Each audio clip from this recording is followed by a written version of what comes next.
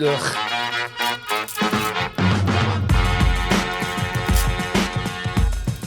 I guess if that's the worst thing that happens, we'll be okay. Right. Hey, everybody. Welcome back to Outside the Cinema, weekly source for cult movie discussion, past, present, and future. Because we are doing 2 new releases this week, or 2 2024 releases. I guess they're not necessarily. Yeah, they're pretty. I don't know. What constitutes a new release anymore? Within 6 months, I would say. All right, within 6 months sounds good to me. Till it hits cable. So 3 weeks. So now, if something hits HBO Max, is that considered cable? Yeah, but we're talking theatrical release, right? So if it goes just to Max, that's a whole different story.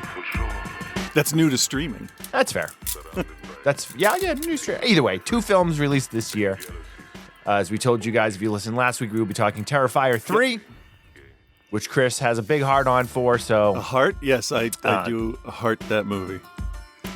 Yes, heart on. Yeah, heart on my sleeve. Is what I said. Is that where I wear it? Yes, heart on your sleeve and in your pants. All right. And we'll be talking about the M. Night Shyamalan film Trap. Yep. Which I think has potential to be an all-time review for OTC. Oh. Spoiler alert. That movie's bad. I was thinking we could get 2 shows out of this. One where we just review it and one where we, I don't know, chronologically rip apart every fucking mistake that's made in it. I mean, we could do a whole month of shows on it, I think. It's bad, people. It's bad. It's insulting. But we'll sugarcoat that with Terrifier 3 if we can. So, but glad to be back. Second show back after surgery, feeling strong, looking sexy. Yeah, I'm feeling good, man. I'm feeling good. Feeling good. Going away next week, so you and I have to figure out when we're going to record next Monday's show. I'll be gone on a plane to the Dominican Republic at like 5 a.m. on Monday morning. So you going to? So we'll have to. You going to get more cats and dogs from the Dominican Republic? No, you have to go to Ohio for that. No, that's where they're going. Oh, where do I order them? You're not going to Puerto Rico. Sorry. Whoa, man! What a weird world we live in. Oh my God. Yeah.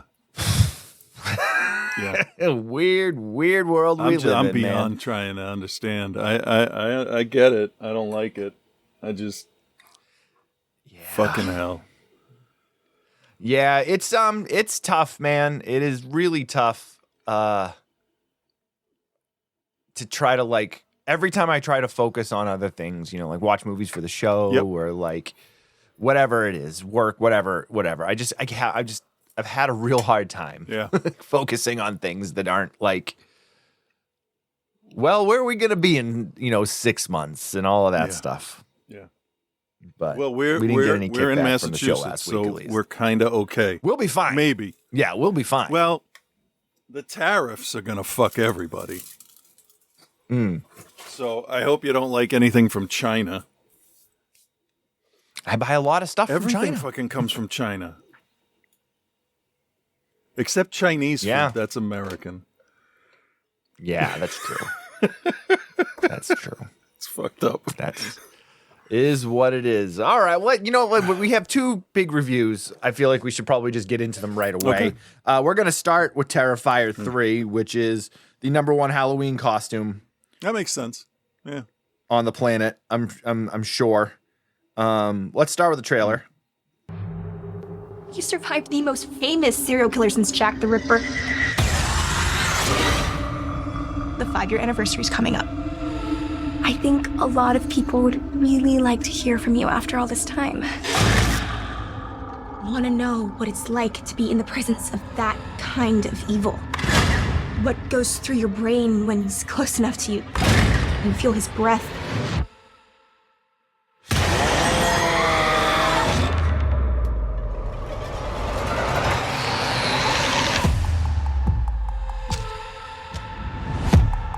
I saw him today. Who?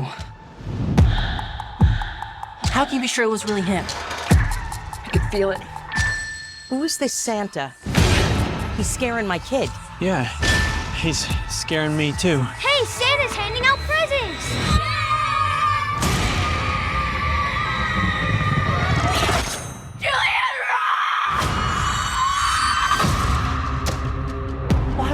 back here. Even if he was alive, which he isn't. When you want to get as far away from here as possible, as far away from you, we both know this isn't over.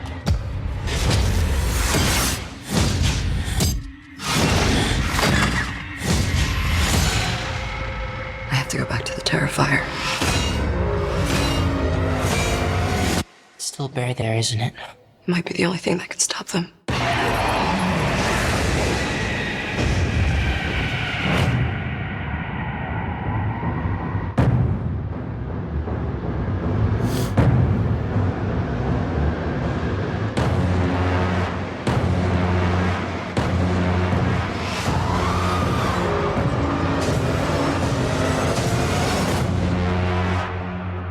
Looking forward to the best Christmas ever, filled with fun, smiles, and laughter.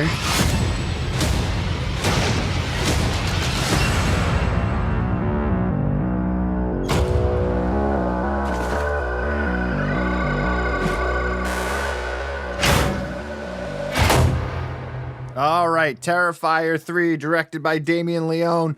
I refuse to say Damien Leone's Terrifier 3. It is his. I know that's It is how his. It is. He bills it. It just that putting the director's name in the title really bugs me, and I don't know why. And I've said this many times over the years. Starring Lauren Lavera as Sienna, David Howard Thornton as Art the Clown, Antonella Rose as Gabby, Elliot Fulman as Jonathan, Samantha Scafidi as Victoria Hayes, and then we get some other actors and actresses. Nobody other than the people that have been in the previous sequels are people that you recognize. Yeah. Well, that's not true. You have a couple cameos. You get a cameo from Clint Howard and a cameo from Chris Jericho. Oh, there's two others. And Daniel Roebuck and somebody else too. Yeah, Tom somebody else. Tom Savini. Somebody else. Well, actually, Jason Patrick is in it too. Like, there's actually. Okay, I'm a liar. There's a fucking lot. recognize There's a lot of him at all. cameos. Not at all. No. It was like the third time watching the movie, and I'm like, oh, that's him? Fuck. Okay. That's him. So, okay. Now, I know that Terrifier is a franchise that is monstrous right now. It is the horror movie franchise to break through in the last, decade, I would say. It's a very interesting rise, I think, for this series. I don't fully understand how it's reached the level of popularity it is based on the three films. Now, those of you that didn't hear our Terrifier or our Terrifier 2 reviews, it pretty much came down to Chris loves it, has some issues with it, but in general, you really love the series, my issues correct? are so small they don't matter because I can't remember them right now. Right. And my issues on the other side of it are more akin to what you hear kind of in general, people that have issues with it. Lack of story, violence over virtue, the whole 9 yards of that. My biggest issue with Terrifier 2 was I thought it was about an hour to an hour and 10 minutes too long because it was almost 3 hours, right? Wasn't it like 2 hours and 40-something minutes? It was very long. It was. For a slasher film. And it was 2.5 hours plus with 20 minutes of story. And that was my biggest issues with that. I thought the first Terrifier, I was very much this is fine. I didn't see it set apart from any other slasher series that we've seen. It was 2 hours and 18 minutes. No, it was longer than the that. The wasn't website, it? IMDb, says 2 hours and 18 minutes. Oh, I thought it was longer than that. Yeah. Okay. Well, I still think it was an hour too long. But yeah, the second one, you have the first film, Terrifier, and you have the kind of the prequel stuff that Damien Leone did in the shorts that he then turned into the All Hallows Eve films. They do fit into the canon somewhat, but really the Terrifier films is where the Art the Clown character is taken and put into his own universe. I did more research and thought about this more than I normally would have because I know you have done that. That's because you were very interested in kind of the mythology behind this. And I really, to get this out of the way early, I really appreciate somebody that grew up watching the same stuff we did, going and making something that would be as disturbing as what we watched in the 80s. It's just all of those movies in one. Mm-hmm. So Yeah, no, I won't the disagree there. artistic merit of the prosthetics and special effects is it's up there with classics, I think. Some of that stuff looks so real. It took me 4 watches to realize that one of the bodies was a puppet and not the actual girl. And it's not Allie in part 2 either. Oh, all right. So I have not recently gone back and revisited the first two. I've only seen each of them once. I've only seen part 3 once, but I've watched it recently. But I have kind of like gone back, read different reviews, and kind of like, brushed up my memory on them. But at this point, this is a review of Terrifier 3, not the other two. But I think it's impossible to not talk about them a bit in the setup for this, because the first film kind of could very easily live on its own. I've described the first one as a prologue. It's like it's a cold open, basically. Make a self-contained movie, and if there's a possibility of a sequel, we'll go from there. Right. So. Right. Second film, everything is turned up to 10, and you get what I still think is a pretty glaring lack of narrative. But you then get a lot of little pieces. I think it's that are sorry. Go ahead. It's okay. Go ahead. I was gonna say you get a lot of little pieces of this possible narrative, and nothing is really tied together in the second one. And I felt like the second one, towards the end of it, it gets a little ridiculous. In many numbers. Well, that's of when it ways. got overtly supernatural. Right. And that's one of the things that people talk about with this series is like it starts with a serial killer in a clown costume and you end up with zombie Jason. Like that here's the thing. I don't have an issue with that. I have no issues with this thing starting rooted in the real world. You look at any slasher series. Let's just use the big two as the example. We'll use Friday the 13th and Nightmare on Elm Street. Sure, Nightmare on Elm Street 1 starts supernatural, but it's based, you were given the background in the story, and it is based in reality of Freddy Krueger being a serial killer that murdered children and lured them to his pretty much boiler the room. same thing. So it's based in reality and becomes supernatural. Friday the 13th, same thing. Jason dies as a child. His mother picks up the mantle, all very much in the real world. But then Jason returns, and was he alive the whole time? Is he supernatural to start off? I think if you want to start splitting hairs, you look at it, Jason survived somehow, and in part 2, he was still human, but come part 3, he's transformed into something else. But let's be fair with that. That's a bunch of different people working in that same universe, and Damien has he has the story mapped out. He knows what he wants to do. And like once he hits 4 or 5, he's done. He's not going to cash grab with I think he said 4. The next one, the plan for the next one is to be the final one, I think. I've heard also that it depends if he can make everything he wants to get in it work. So. Also, wasn't there talk of potentially the next one being the prequel? Oh, I have no idea about that. I had heard that too. Anyway, but so Terrifier, first film, the All Hallows Eve movies, which are, more, they're shorts that are all put into anthology films, and art plays a part in those. And there's definitely supernatural inklings in those. Yeah. That's the interesting part about that one short, The Ninth Circle, is that he appears to be human, and he uses the same quote-unquote bag of tricks, but he reports to a supernatural entity. He's grabbing these women from bus stations for son of Satan type stuff. And it's theorized that possibly that's still what's happening. Like he's working for that demon or not, or he's possessed by it. I'm kind of liking the ambiguity of it at this point, but the series can't end without solidifying what's going on. Right.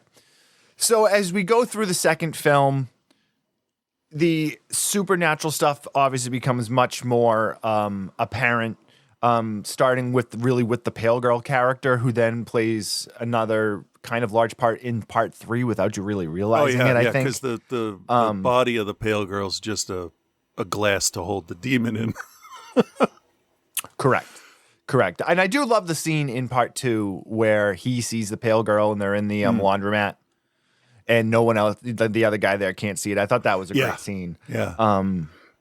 But she is kind of like the driving force for him, I think.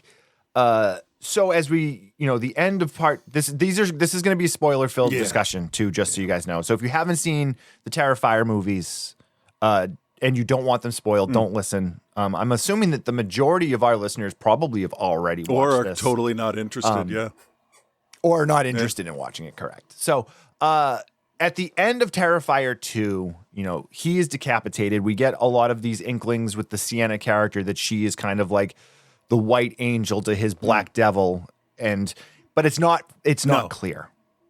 It's not clear at all what's going on. And that's, I think, why I was so frustrated with it, because all of a sudden she's having these scenes. She's like an angel, like all of this stuff. And I'm just like, where the fuck is it I just sat from? back and went, okay, shit didn't make sense in the 80s. It's not making sense now. As long as it does when it's over, it's fine. I'm very, see, this whole thing kind of, and it's going to sound really weird, and I'm not a serial killer, I promise, but this is like in the 80s when you watch the gore stuff. Like I remember being 10 or 11 years old, everybody talking about Poltergeist and the dude ripping his face off. And you watch that now and it's absolutely fucking terrible looking. But at the time, right. that was it. That was the big thing. The eyeball in Zombie, like all of the classic stuff was like, that's what we wanted. And these movies make me squirm again and like laugh nervously that, should I be laughing at that? It's crazy to think that the gore level in these films is on par with like Guinea Pig in those films back in the day. Films that like people thought were real. Like the gore in this is just as good, if not better. Yeah, like yeah, he's really smart about his visual and special effects. The head that he decapitates inside of the costume shop in the second one, the way the face was moving, I'm like, that looks more real than anything I've seen before. And then I watched the behind the scenes stuff, and he's like, we didn't use a lot of CG in this. Mostly what I did was CG the eyes of the actor onto the puppet, the head, or Allie's head in the bed, or whatever, just to give it that little extra bit of life. And it's very disconcerting to see because it really sells it. It's creepy. Yeah. It's creepy. Yeah. It's creepy. So as we move into the third one, we pick up right where the second left off. We actually get your kind of your gratuitous gore murder scene to open the film, and then we rewind a little bit. Art comes in and just like destroys and kills a family on Christmas Eve or whatever. We're like, and so immediately me being the fucking critic that I am was like, well, where the fuck is this coming from? Like, Oh yeah. But then, to his credit, boom, 5 years earlier, we go, okay. And they show it. Then they give, Chris Jericho does this thing. He was in the credit sequence of Terrifier 2, and he comes back for Terrifier 3 as the orderly in the mental institution where Victoria is being housed, and we get the whole supernatural rebirth of Art. There's a great scene where Art's decapitated bodies on the subway wearing the head of the other guy. That's my favorite thing in the beginning. And behind him is a poster that basically boils down to, if you see something, say something. and nobody does. Nobody does. Nope. I like to think that the woman from Home Alone 2, who she was clearly modeled after, made it out of that subway okay, because he can't hold the head in place and kill somebody. Right. So that's one person that made it away from him. Yeah. So we get this comical scene after this bloody family getting eviscerated. We get the scene in the mental institution where he breaks Victoria out. And so we know that Victoria's been a main piece of this puzzle since the first film. She has changed, obviously, drastically from the original character that she was, and all of that kind of ties into the lore that he is now bringing in with the Pale Girl in the second film, and the fact that there is something else going on here, and that Art is not just this like serial killer anymore. There's so much more. Vicky was supposed to die at the end of 2 in that stinger at the end. I've heard the story a dozen times because I went through a bunch of interviews just to see if I could get more new information. But apparently the whole idea was to have Art basically pull a Voldemort and break out the back of her head, killing her in the process. And then they watched Malignant that had just come out, and they're like, "Oh, fuck, now we got to do something different." And they pivoted to that, and I think that was a really good choice. It really worked. Yeah, very good. Very good. And her addition to this film is kind of being the sidekick or the stand-in for the pale girl, or is she the pale girl? I think that whatever demon is trying to possess Sienna has been in both of those bodies. Those conduits, if you will. Yeah. Those avatars. Yeah, sure. They're not blue, they're black and white. So after they get her out of the hospital, they come back to the old decrepit house. They go upstairs. Somehow, one of these things that kind of bugs me, like, and again, this is a little thing, and it's really not much of a big deal, and is how clean Art gets himself. Like after murdering and blood great. And just like the one thing that I have a question with though, how did he get the new suit off of that cosplayer without getting a drop of blood on it? I have ideas, but it's funny to think of because he can't talk. He can only mime and clown, but Victoria can talk. And I think Victoria told him to get out of the fucking outfit because that's not a costume they're wearing. Right.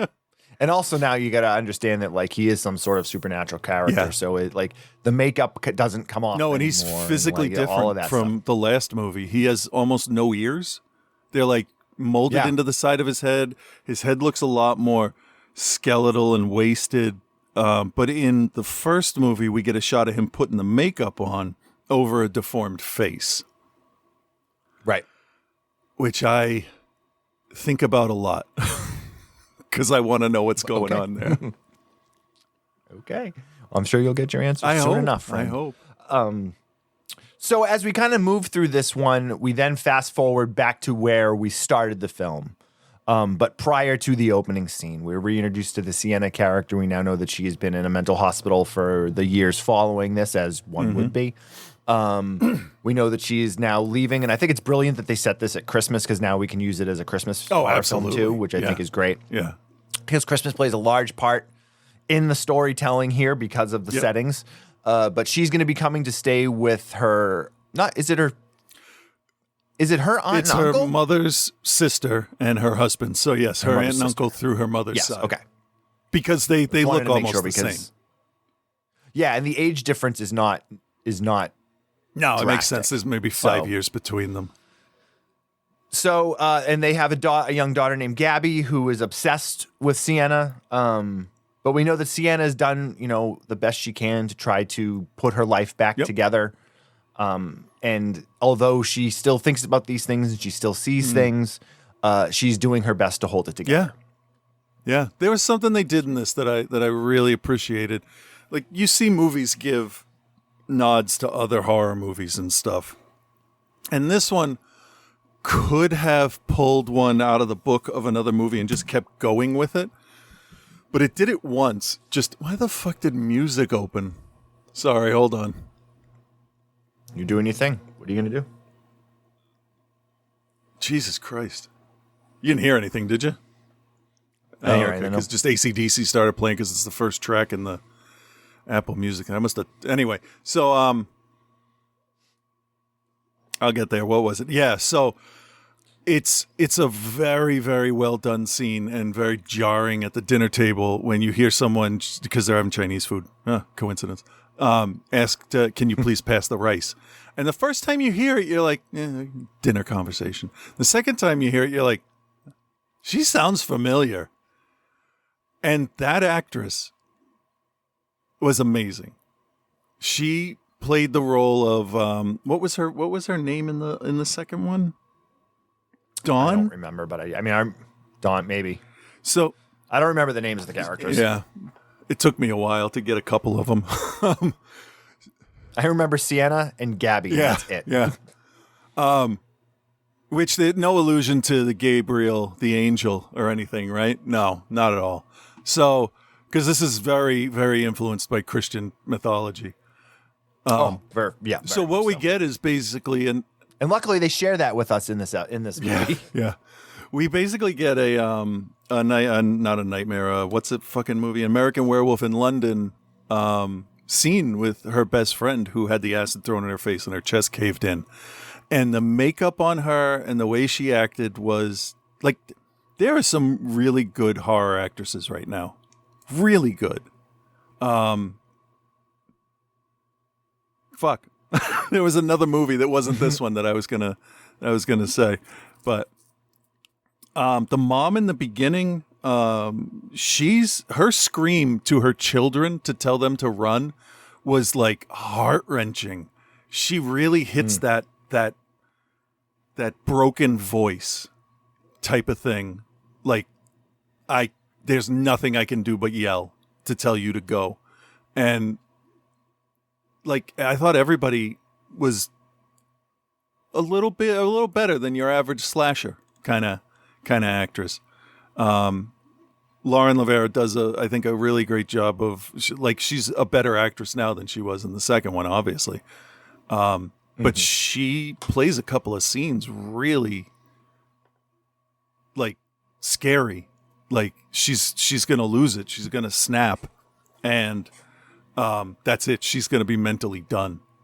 It feels like she's that close. And I don't normally get that from like Nightmare on Elm Street or Hellraiser or whatever. 'Cause, you know, those people really aren't ever in danger. But in this one, the whole idea is to take over her body. So she is the only one that is in imminent danger. Everybody else just gets in their way. But yeah, the acting of some of these people was way above what I expected.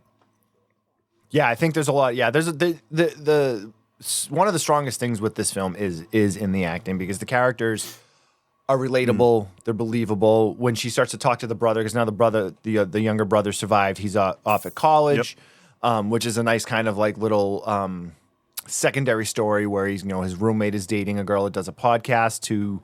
Of course, it's a true crime podcast, and she wants to get him on the show. And then when Sienna shows up, she wants Sienna to be part of it. And like, it's all these different little things that are good. And the addition of the brother, I think, is good. I think it ends up being a little bit wasted because he kind of just like dies. I don't believe he did. We'll see. Because here's my theory. And remember, we said spoilers, everybody. At one point, it's revealed to Sienna that a fleshy, wet skull is her brother's by them putting the glasses on the skull. And then she gets his voice in his head, like just a little remember thing or a clue for the audience in case you forgot about the giraffe kid. That kid has a really long neck. And it's just because he's still growing. I'm not going to make fun of him, but we did make fun of the character a little bit in the theater. When they're in the store and Sienna says, "What should I get for Jonathan?" I leaned over to Rip and I said, "How about 12 scarves?" And then later he takes his anti-anxiety and panic medication, and Rip leaned over to me and said, "That's going to take about 3 months to start working." I'm like, God damn. But we never see a body, a confirmed body. And that's true. At the end of part 2, Jonathan didn't have his glasses from the time Art kidnapped him to the end of the movie. So, yeah, that's what I think. Also, that's very unceremonious for such a good kid. Because I've watched some. And that's kind of what bothered me. I didn't think too much about it, but like the uncle goes to pick him up at school or whatever. And then they're just dead. Like, they're just gone. They just don't come back. But we never see the uncle meet up with Jonathan. And if you listen to the voice saying, "I'll be right out," it crackles at the end, and you hear Vicky for a fraction of a second. So that's why I don't believe Jonathan ever made it. I think maybe we'll get a flashback where he sees them and just fucking leaves. Just runs and takes off. Yeah, there's definitely a lot, and where in the second one these little threads really bothered me, in this one they work. Yeah. significantly better. And I think I said this to you when we were talking about it a couple weeks ago when I was like, how much am I going to hate? And I was like, I feel this is the strongest of the three, mostly based on the fact that they finally start to put the narrative together. Now, I see a lot of other people that are just kind of like, no, it's actually the weakest of the three. But like, I don't think so. I still think this one runs a little long. This one runs about a little over 2 hours. I think it could have still been tightened up down to about a 145 and would have been like really rock solid. Yeah. But I think in terms of the thing you heard the most about the other films was the lack of narrative and just focusing on gore for the sake of gore. I think Leon heard that for this one and was like, okay, now I'm going to start putting the story. But then it's almost like it's too much story. Yeah. He starts hammering you with thing after thing. But what he does is very measured, whereas like when he's got his story beats he needs to get across, all of the violence drops out. You don't have any of that. And he's like, here are the important things you're going to need to remember. And then he's like, and now I'm going to show you a disgusting murder scene. Yeah. And I mean, that's like every movie that we grew up watching. It's here's some exposition. Oh, what was that noise? Oh, we better get the fuck out of here. And he really does kind of fall back because like the Freddy movies didn't have an overarching story. Not really. I mean, sort of maybe. Really. Jason sort of maybe did, but like this. But you would have like 3 or 4 films in the Friday the 13th series that had nothing. This is to move a story. That's why I'm thinking this is the best so far, best thought out, planned slasher. Because slashers aren't smart movies. You know, they're eye candy. It's generally. There are smart slashers, but generally they're not thought of highly in terms of their artistic merit. Not at all. Not at all. And we've witnessed that growing up. Just growing up. Yeah. Yeah. All right. So getting back to Terrifier 3, though. So as the film goes on, you obviously know Sienna's going to be part of this. You know, they're coming to get her for whatever reason. We get to learn more about how, like, they want her to be the vessel for whatever this demon, pale girl, Vicky character, whatever this, she's supposed to be the vessel for. But she's also the only one that, for whatever reason, can actually harm them and stop Which them. is why they want to possess her, because then they'll be unstoppable. Exactly. Yeah, exactly. So I think some of the religious stuff is a little much. That's my biggest disappointment, is that it's just vanilla Catholicism. But let's see what they do with it. I'm not pissed enough to stop watching. So yeah, it's a little hokey with the the pit to hell. Yeah, but I mean, she's the angel, and like it's I get what he's doing with it, but I feel like it's a little hokey. Yeah, I mean, that's since I said that's my biggest issue with it. I got to agree, but it is for a film that's so hard edged, it comes off silly. Yeah, but you know what? This one was actually like a passion play, like Passion of the Christ. Right. Sienna goes. Well, you get the information in this one, which is much more satisfying than in part 2 when like he's hinting at things and dangling this little carrot and then whoop, nope, sorry, not going to tell you now. Yeah, and I thought about that for a while, and I think it's got to be because we are just introduced to Sienna and Jonathan and that whole idea. And if she found too much information, it would be like, how the fuck do you know that? Like, I was watching a pitch meeting the other day, and it was Superman 3, and he says, and then Richard Pryor will open his shirt to show him like that he like wants to be like Superman, and the other guy's like, well, how would he never saw? Does he know he's Clark Kent? Like, so you can't jump like that. And I think that was a smart thing to do, because even if this one didn't do well, it could have ended there as well. Right. The father character I still feel like kind of thrown in, and why he has an understanding of what's happening, or whether he's seen Art the Clown, or that's the one story point that they keep going back to that is just not making sense to me. And I gather that we're probably not supposed to be able to make sense of it yet. Yeah. But they show it to us so much. I'm like, God, fucking just tell me. Like, I think they're still trying to decide, but I don't know. It's just a guess. But we've tried to theorize about what could have possibly happened, and my newest theory is that the father had that tumor. He had the brain tumor, which was causing him to go through abusive mood swings. Yep. And then remember, Art was growing out the back of Vicky's head in the originally shot scene. So what if Art was growing out of the back of the father's head and he killed himself in a fire to kill Art, and then Art gets all burned and fucked up? And that's the disfigured face, because when a body burns, the skin would start to peel back like how his smile is all the time. Right, but since they didn't use that scene. Right, since they didn't use it, they can... None of that makes any sense No, now. but since they didn't use the scene for Vicky in the hospital, they could use that for the father because it's still new. Maybe. But that's what I think. The Art and the father are connected because the father's an artist, right? Art proclaims everything he does is art. So by writing his name on the wall or a description of what's in front of you.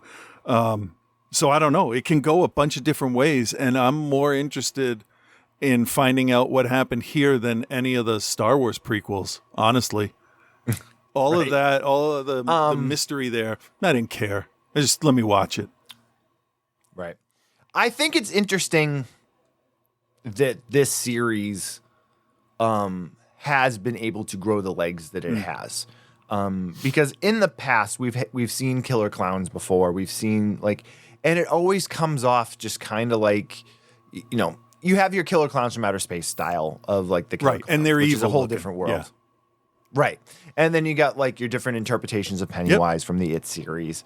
But then there's this whole glut of garbage dime store horror films that wanted to use clowns as their main character, and it never No, worked. because It they never just worked. went and bought a mask and a satin costume, and they didn't weather it, age it, or modify it in any way. Well, what was the one? There was a series of 4 or 5 films that had the killer clown. I can picture it, but I can't think of what it was The only called. thing I have in my head right now is that one anthology that we watched where the dude put up that clown poster in his workout room and it killed him. Oh yeah, they was that VHS? No, it wasn't VHS. That was not VHS. It might have been the cop going through the building. The one lone cop at night with all the lights out. Fear footage, maybe? I don't think it was Fear footage. I don't know. But anyway, that's that's how clowns I work. wish I could remember. The I want to say Killdozer. No, it wasn't Killdozer. No, that's totally different. Well, okay. So I'm looking here. You have Haunt, Not Haunt. Jack in the Box, Clown, Stitches. Okay, 3 of those are actually good. I enjoyed Haunt. 31 technically. Eh. Done with that. Killjoy. Oh, is that Killjoy. what it was called? Okay. Yeah, there's 4 or 5 of Okay. them. It's like an urban horror. Oh, horror yep. series. Killjoy looks like there's 4 or 5 of them. There's a film called Fear of Clowns, Clown House, Clowntergeist, Huh. Killer Book Club, Gacy, Amusement, Gacy's different. We can take that one out because that was Lair of the Killer that Clowns, was a dude. Gags, Yeah, Blood Harvest, Circus of the it's Dead, really easy to do clowns. Clownado. Yeah. Clownado. House of Clowns, Clown Town, The Clown Murders, The Funhouse Massacre, Apocalypse Clown, Yeah. Clown Camp Massacre, The Clowns at Midnight, Clown Motel, Clown Face, Clown King, I'll clown your soul at midnight. Circus of Killjoy Psycho Circus. That's a different one. Something called Killer Clown, Clowns in the Woods. There's a whole El Clowno. There's a whole glut. And here's the thing: I haven't seen the majority of those movies, but none of them are memorable. No. Well, okay. So 3. Haunt was fun. Clown was interesting because they really played with the idea of demons and ancient whatever. And Stitches is sort of a British dark comedy version of it. And those were okay because they were done well. They had good actors.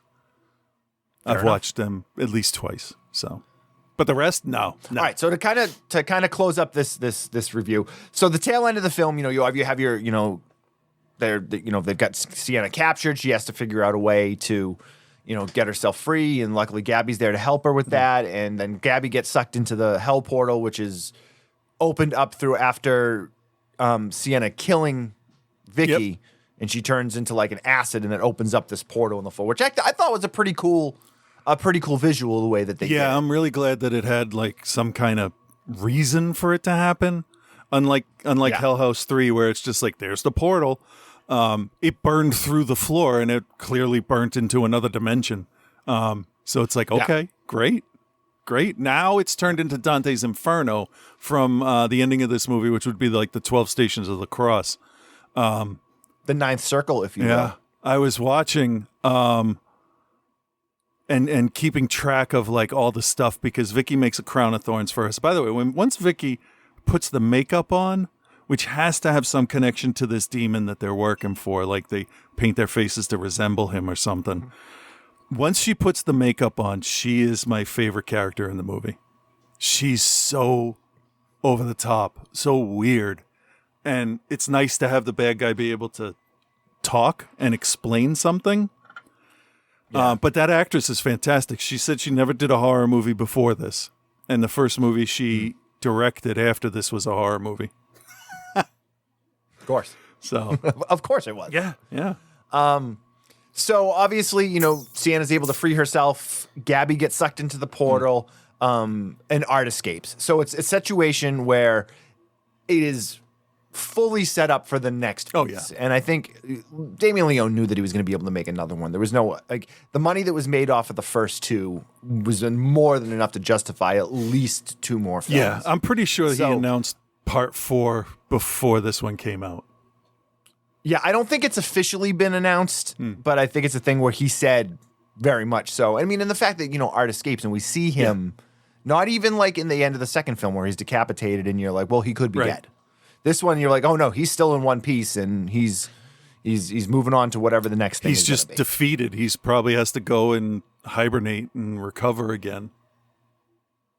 Because that's what I'm assuming both of them were hibernating for, to get their strength back, and Vicky just did it artificially with the north-south cut. Yeah. So what else do you want to add here to this before we move on to the actual grading process? Because I know you got a lot. I could talk about this for a while, but so I was going through and I was like, I'm trying to figure out. Okay, so this is Sienna's crucifixion scene. This is where she is gonna bounce back after being a supernatural being, and they have her tied to a chair. And there's all these things going on. First, the crown of thorns, which is what they did to Jesus in the story, and then right before Vicky says, "Well, that's not fair," to let Sienna open her Christmas present. Art smashes the back of both of her hands, which are tied to wood. So that's like getting the nails driven into you. And then I'm like, okay, Jesus had one more wound on him, and I didn't see that happen at all. The soldier speared him in the side. At one point, the two of them are fighting. Art twists his body around and bites her right under the ribs on her side. I'm like, oh shit. Yep. All right. They are paying attention. I think that kind of thing is what made me really start to like respect everything, all the thought that was put into this. Because you don't have to do that, but they did. No. Yeah. Oh, yeah, and the other thing before we grade, back when foam latex was the go-to application for faces and stuff, the whole problem with the actors would be that they can't emote through heavy makeup like that. And now we have silicone, and it's a lot thinner, and it moves better. And Art is supremely expressive. David Howard Thornton trained as a clown. Do you know who his mentor was? Bozo the Clown. The bad guy from Lazy Town.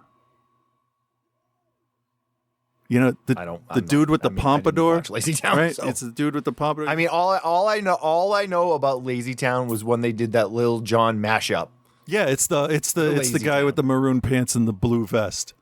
So like he's a clown professionally on that show. And one of the people that helped Damien Leone make, I believe, the first and second, I don't know about the third movies. One of them is an ex-jerky boy. And one of them started the clown scare in New York all those years ago. Oh, really? Yeah. Yeah, All so right. I'm like, all right, these guys are fucking mischief makers. All right, let's see what you got. I got a lot of respect for that because David Howard Thornton takes his role seriously and not seriously at the same time, obviously, because he has to joke around. But in the middle of some of the most gory things I have ever seen in my life, he takes a second and he makes the audience laugh. My favorite artism right now is right after he drives the axe through the unknown husband's head in the beginning of the movie, and the wife is screaming, and Art's laughing, and he points to the axe, points at her, and points to the axe again while laughing. That's the funniest shit I've seen in a long time. Because he's like, this. And the whole thing with him on the Santa chair, like his facial expressions are top notch. We didn't even talk about that. He's like a cartoon character, and I really like the guy.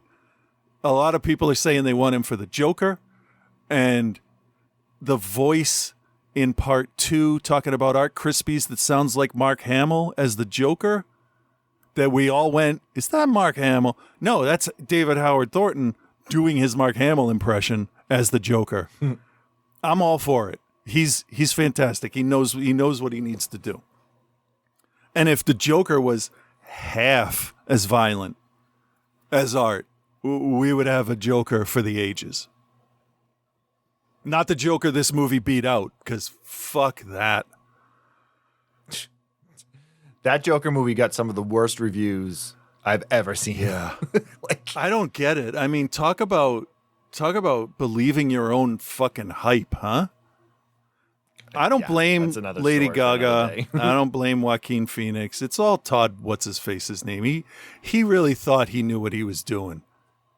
He had an incel fluke with the first one. I really tried to like it, but I just couldn't. I never even watched it. Don't make it an Avatar. I have no intentions. I haven't watched it by now. I'm not going to. But I liked the last Batman. Yeah. The Batman. I enjoyed that. I'm looking forward to the sequel of that. But just the Joker thing never appealed. It didn't appeal to me. It didn't make sense. Batman made the Joker. That's canon, like across every fucking timeline, in everything. All right, let's get back to Terrifier. All right, let's grade. Yeah. Okay.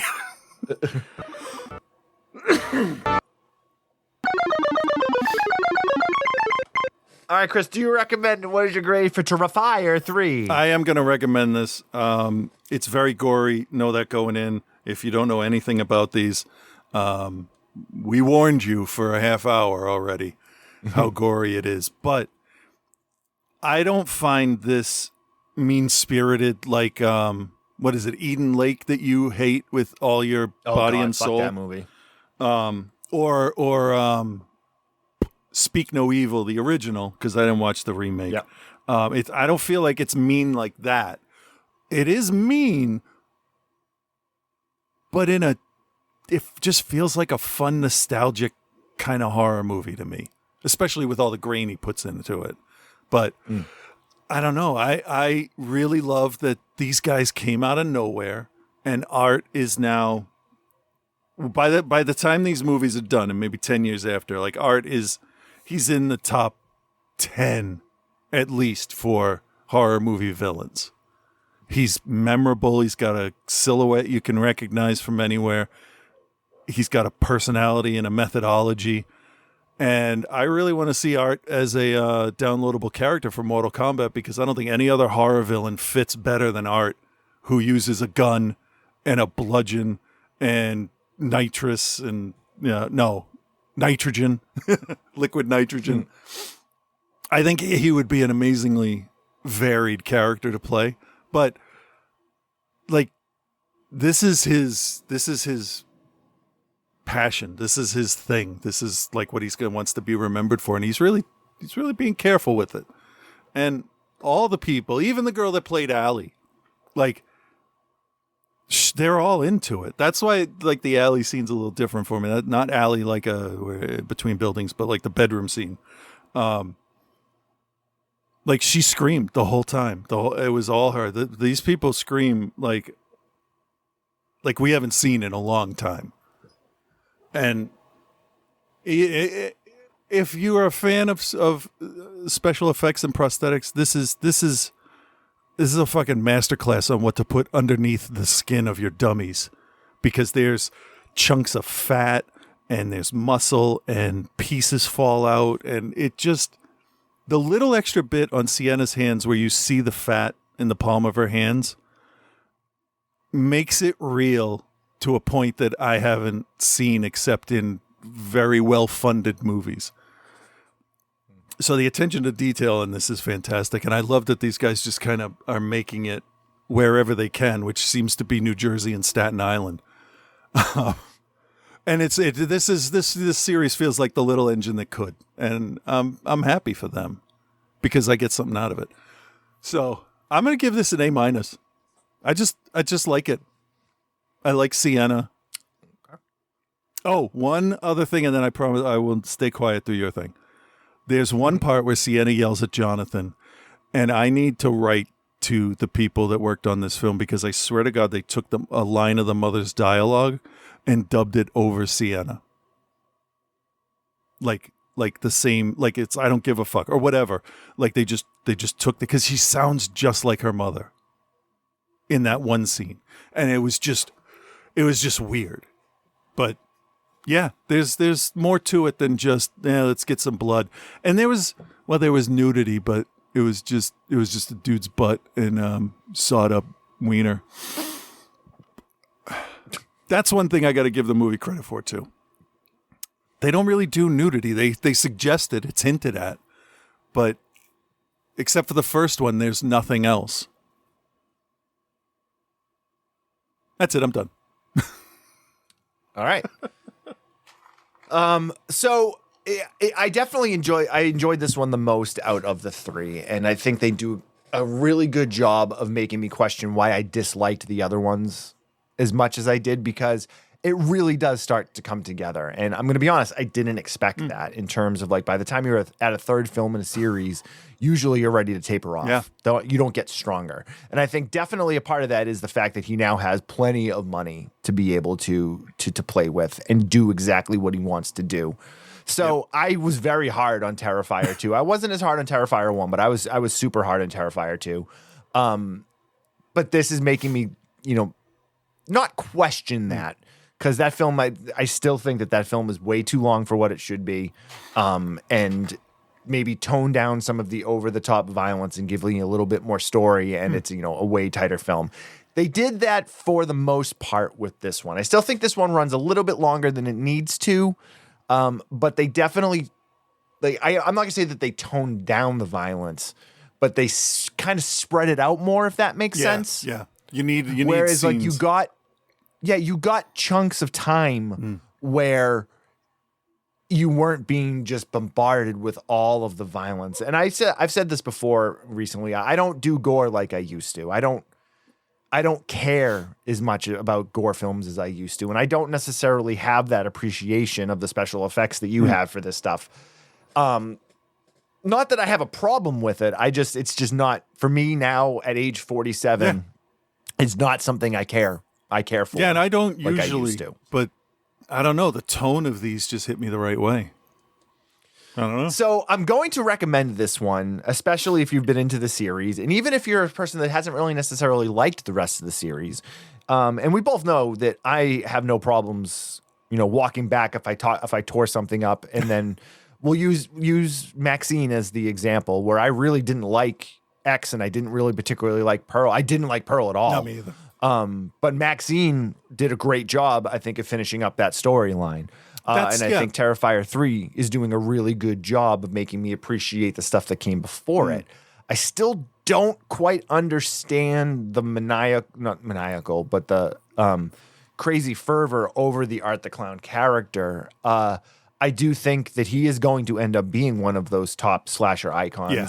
You know, I don't think anyone will match, you know, Jason, Freddy, Pinhead. I don't think and Michael Myers. There's those four. There's your Mount Rushmore. I don't know. But like your fifth head is Art the Clown, I'm not necessarily going to bat an eye at that. Yeah. I think in the end he could stand toe to toe with them as having a great series of movies. Yeah. See where it goes. We'll see where it goes. Because all of those other characters that we just mentioned, more than 50% of those series are stinkers. Oh, yeah. I mean, go back and watch Nightmare on Elm Street, The Dream Child, and try to tell me that that's a good movie. Right. Because it's not. No. Dream Master is barely watchable now. A bunch of Friday the 13th movies are terrible, too. Most of them. But we watch them because you go back and fun. watch The New Blood? Yeah. Come on. Friday the 13th, The New Blood is terrible. Yeah. And as we know the story with Hellraiser. After you get past the third one, they're not even Hellraiser movies. So, yeah. But yeah, I mean, I really do appreciate where he's going with this, and I was taken back by how much I enjoyed this. I still have problems, but I think the things that my problems come with this film are far inferior to they were in the previous films, and I think he knows that. And I think him as a filmmaker, getting the money to be able to do the ideas that he has, I think is really what has helped step this up. Because I don't doubt that he's had this story, you know, with, you know, little things like maybe we're going to change where the father's going to go, or like, you know, this Gabby character we brought in, maybe what's she going to do? Like, but I think he has the idea, and he just needed the money to really be able to envision it and put it out there, I think. Yeah. So I'm not going to go as high as you. I'm going to go with a B for Terrifier. I think I want to say that I gave Terrifier 2 like a C-, maybe D+. I think so, yeah. And I think I gave close to the same probably for the first one. I think the confusion for me with the first one was just like, I don't understand what people are talking about. This is just another slasher movie. There's nothing like, and then the second one, I was like, it's too long. The violence is too gratuitous. And this one, I think he found a good medium. Yeah. And the idea that, like, you know, there were kills that happened off screen that we didn't need to see, and we didn't see them because they didn't make a difference. You know, whether the Jonathan character and the uncle character are still around or not is, you know, taking the film on face value. We didn't see those. Well, but we did see the uncle's body and head, though. Right. True. They did make it confusing, though, by gutting the boy at the college and the uncle. So there was a little bit where I'm like, wait, flip him over. Let me see his butt. Is he torn up all the way to his upper spine? I need to know. Yeah. Well, they did a good job of you know, not necessarily completely just pounding you into the ground with the violence. Like, don't get me wrong, this movie is incredibly violent and it's Gorehound's dream, but like they do a better job of making it not seem quite as intense in this. Yeah. And I actually also like that every murder wasn't like this like completely crazy stage thing. Yeah. Like you got like the thing with when he's in the bar and he shoots the guy with the liquid nitrogen, like that was like a planned thing. Yep. You know, there's a lot of scenes that are just like him with an axe doing his thing, and you're not having like this big production of like, well, I'm going to do this and then I'm going to do this and I'm going to do that. So but overall, I'm pleasantly surprised with how well put together it was. And now I am genuinely interested to see where it's going to go. And going into this one, I didn't care. So that's good. That's a good sign. Yeah. Well, and that says a lot about the filmmaking and the fact that he learned from the things that didn't work in the previous films and fix those, or maybe not fix, but at least addressed those issues in this film. And I can only assume that if he's in full, complete control and he's heading up the next one, it'll be the same thing. Yeah. And I agree with you 100% too, where we talked about with like the Friday the 13th and like having a different director and a different mind behind every film just gave everything a very unique vision and unique feel. Yeah. And you never got like, yes, you had like 13 or 10 or whatever Friday the 13th movies, but you never got this complete vision. Right. And you would have to like, and then even with like using Halloween as the example, whereas there's trying to be a long going storyline, you have to then throw away like, oh, this movie only takes into account parts 1 and the first 10 minutes of part 2. Yeah. The rest of the movies didn't happen. Yeah. So like trying to figure out like, well, what am I supposed to like? Didn't he do this? Wasn't like, you know, Michael Myers like being controlled by a cult in part 5? Yeah, like, druids. Is that part of this or is that not part? Like, what's going on here? So So Terrifier 3, check it out. If you're a gorehound and you can handle it, go for it. I definitely think he's done a really good job with it. The only other movies I can think of that has a story that sort of pretty much fits together, it's a little rougher than this, but Phantasm, I think, has the most... Well, that's all the same guy, too, isn't it? For the most part, so yeah. that's not even a good example. It was a good try, though. Yeah, I don't know. But that's so weird that there aren't a lot of examples of the creator seeing things all the way through to the end. Well, it's usually because the studio gets involved and then they want to change things and the guy will be, all right, I'm out. Yeah. But he's not going to abandon this. He's worked too much on this, which is nice. All right. Speaking of working too much on things, I think our next director, M. Night Shyamalan, needs to take a break. He needs to just find another job. From everything, because we are going to talk about 2024's Trap. Rated PG-13, by the way, directed by M. Night Shyamalan, starring Josh Hartnett, Ariel Donahue, Lady Raven, a.k.a. Suleika Shyamalan. Yeah. And Allison Pill. All right, let's play a trailer. All right.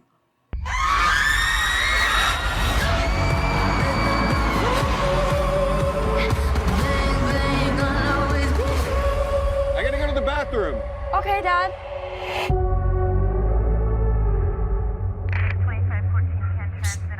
What's with all the police everywhere? I'm not supposed to tell. You know the butcher? The freaking nut job that goes around chopping people up? The feds heard that he's gonna be here today. So they set up a trap for him. This whole concert, it's a trap. They're watching all the exits, they're checking everyone that leaves. There's no way to get out here. I've never felt this before. I feel out of control. Shoot left. Where should I put her? Thank you. This individual that we're searching for won't panic. He's realized he can't get out. He's going to try to cause chaos. Dad, what are you doing? You're acting weird.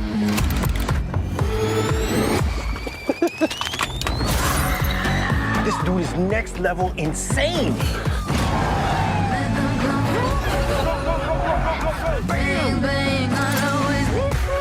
What's happening? I think you're looking for me. Sorry, guys. Sorry.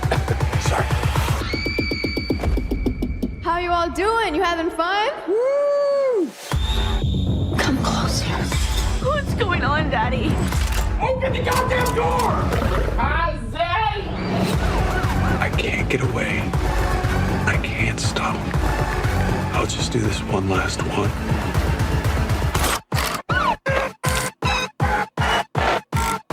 Enjoy the rest of the concert.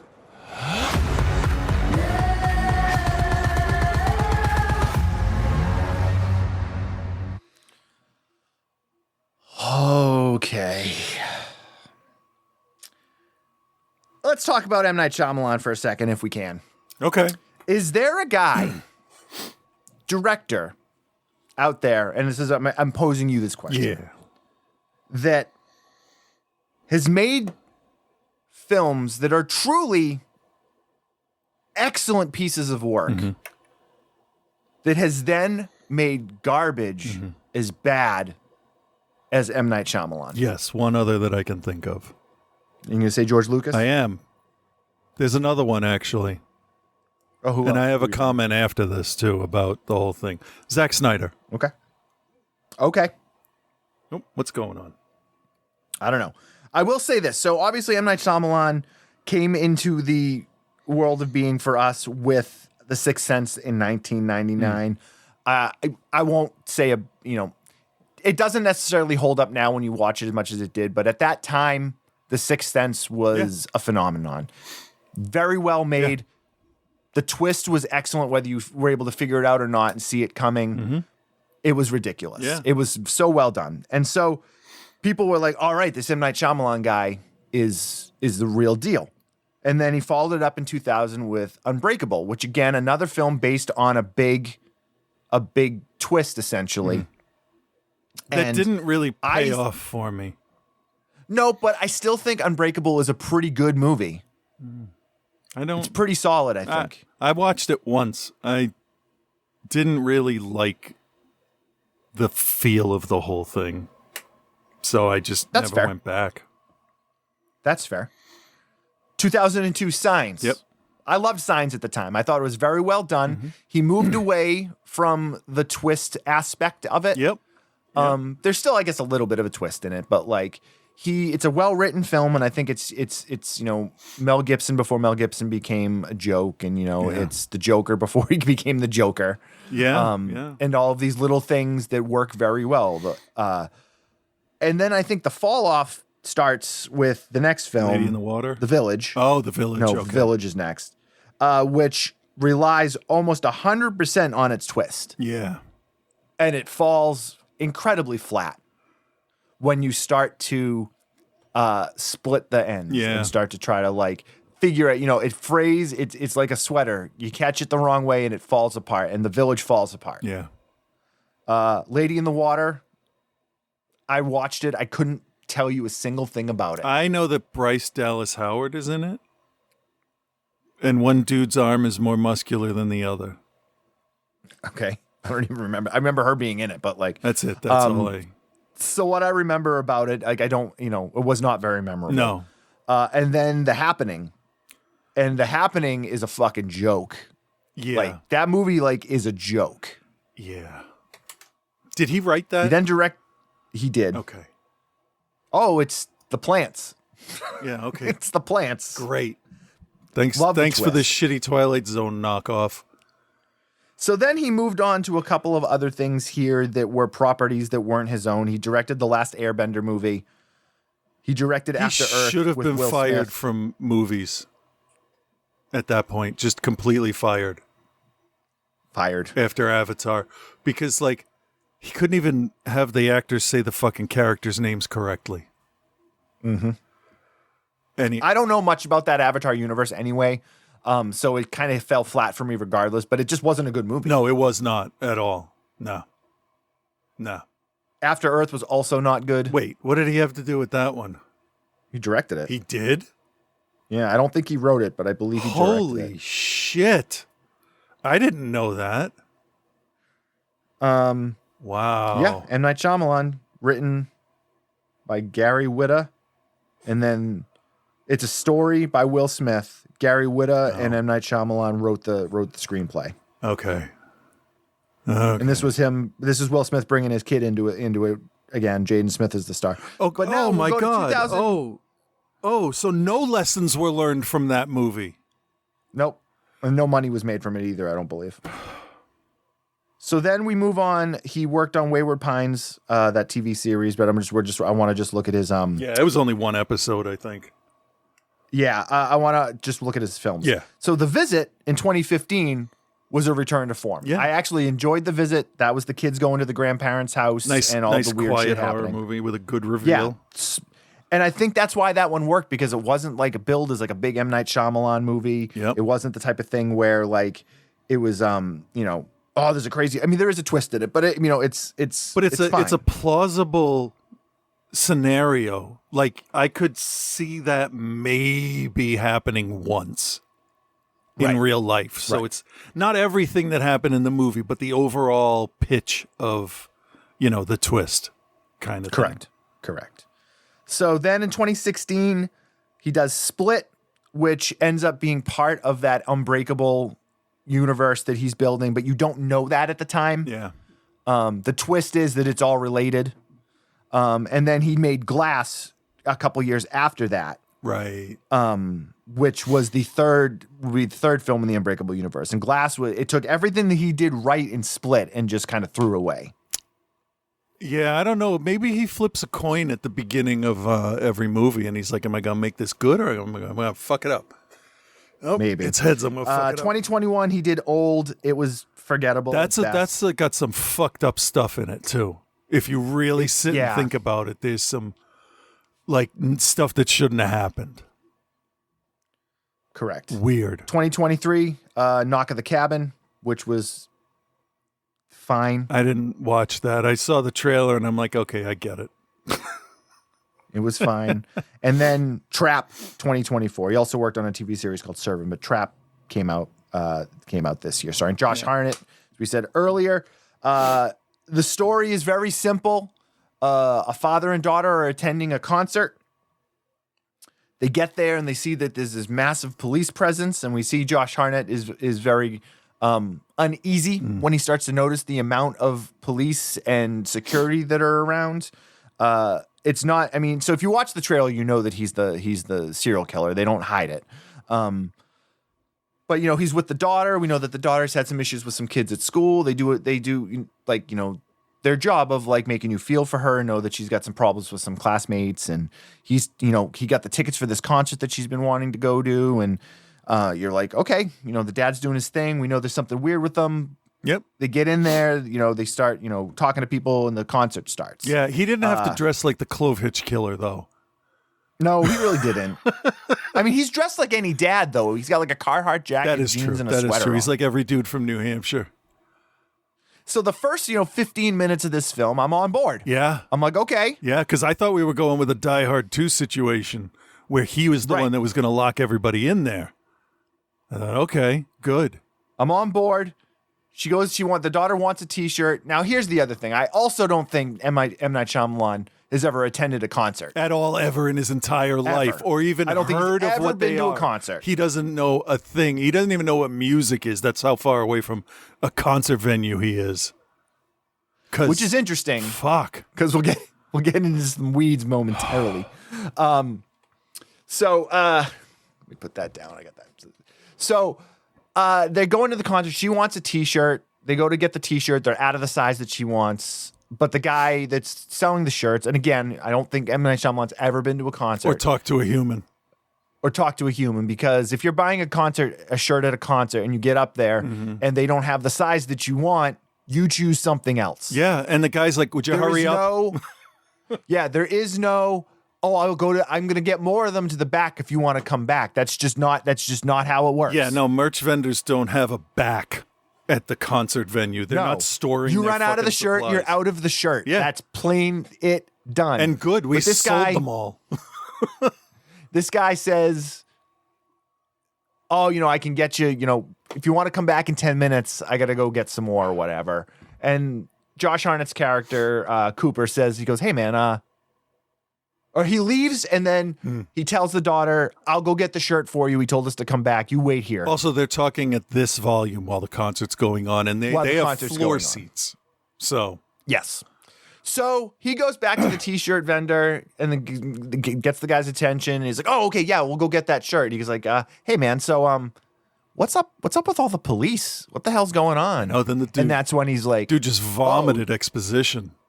Yeah, he's like, I'm not really supposed to say anything, but they're setting a trap for the butcher. And this guy is obviously the butcher. We know that already. Yeah. So this whole concert is a trap to catch this one guy. Now, I knew this going in because I'd watched the trailers and I had an idea. Okay. And then I'm like, none of that makes sense to me. No. Because that's not something that would happen. But then when it's said and it starts to be spelled out for you, it makes even less sense. Yeah, hey, let's put 20,000 people in jeopardy with a known murderer who we don't know where he is. We don't know who he is. We don't know what he's capable of. But we're going to put him in this crowd of 20,000 other people. Yeah. Based on the fact that we think he's going to be here. Right. Now, so he goes to the back with the guy to get the shirt. Well, I know what you're going to get to, so we'll get to it. I had another. This is probably not what you're thinking, but like they know who he is, right? They know what he looks like. Well, we find out later that they do actually know exactly who he is. So they could have got him at the gate. What the fuck was all the rest of this for? You're getting way ahead. But when you look back at it, so much stupidity to get through before we get there. I know, but that's when you look back on it, it's like, why did you even have to? Well, yeah. You could have got him in the fucking parking lot. Yeah, but we got to get there because it makes it even more insane. I know when that comes at the end of the film. Anyway, okay. So he goes and he gets the T-shirt. He steals the guy's key card. And now he's trying to figure out a way that he's going to try to get out of here. Right, because he has all the information about every door is covered. They're going to check IDs, blah, blah, blah, blah, blah. Yep. So he steals the thing to make it look like he works there. And he starts to try to figure out a way to get through. And so he starts going through different back doors and to a point where he opens a back door and walks into a debriefing meeting for all of the SWAT team members. Yeah. So he walks into this room with 50 or 60 cops that are SWAT team guys that have like M16 fucking machine guns. Oh, yeah. They got their riot gear, all of it. Yeah. And this guy is giving the briefing. He's like, yeah, the guy we're looking for looks like Josh Hartnett. He's probably going to be around somewhere. We got to keep our eyes open. And this dude just flows through these guys. Oh, I'm just getting coffee. I'm just getting coffee, you know, like, and nobody bats an eye at it. And I think that was the first thing that started to get me to bang my head off the fucking floor. See, that's weird. That this guy just flows in and out of this, like, so easily, and nobody fucking questions him. Yeah. I mean, in the last movie, we did have a clown go to a college mixer, and nobody thought that was weird. But also, if this was Hannibal Lecter, we'd be saying, well, he's a genius. He knows what he's doing. I think that the Butcher is so fucking arrogant and so sure of himself. This is the one thing I actually kind of liked about the whole thing, is that he's so arrogant. He's like, I'm going to test these motherfuckers and they're not going to catch me. I bet I could talk to them. And he did. And he does. Yeah. So that he does. He's talking to the cops. He's getting them coffee. He's doing all these things. Yeah. And that's supposed to show you that he's smarter than them. But it didn't really feel like it accomplished that. No, because you have Haley Mills' character who plays the doctor, the specialist. Yeah, she's the one that invented this type of profiling. And she's consistently saying all of the things that he is as he's doing them. Yeah. Which makes it even more frustrating that no one seems to be questioning him. Yeah. And the daughter keeps showing back up and she's like, Dad, what are you doing? You're acting weird. What's going on? Blah, blah, blah. You know, so he causes an explosion at the food stand, and then he tries to go. Oil doesn't come in glass containers for places like that. I never, ever in my life of using deep fryers and popcorn machines, never had a glass jar of oil. Right. I didn't even know they made them. They don't. That's the thing, is they don't. Yeah. So then he goes out on the roof, and then there's snipers up on the roof, and they don't really question him because he's wearing He's got an apron in the ID. I will say, yeah. This did feel like a little bit of a throwback to Bill Clay in Die Hard. Like he's going to act panicky and upset and everything, and be the opposite of what they're expecting and throw them off guard. Maybe. Right. I don't know. There's a couple things in here that I can see make logical sense, but in the whole of it, it's like no. Right. So he's kind of realizing that he's trapped and he's trying to figure another way out. So he goes back into the concert and he realizes that Lady Raven will take one fan on stage per concert and lets them come out and sing and dance with her and stuff. Yeah. And he's like, all right, this is my way. Because the guy says, he's like, oh, you know, the only way out is going to be, through backstage or whatever. So he's like, well, I have to figure out a way to get backstage. Right.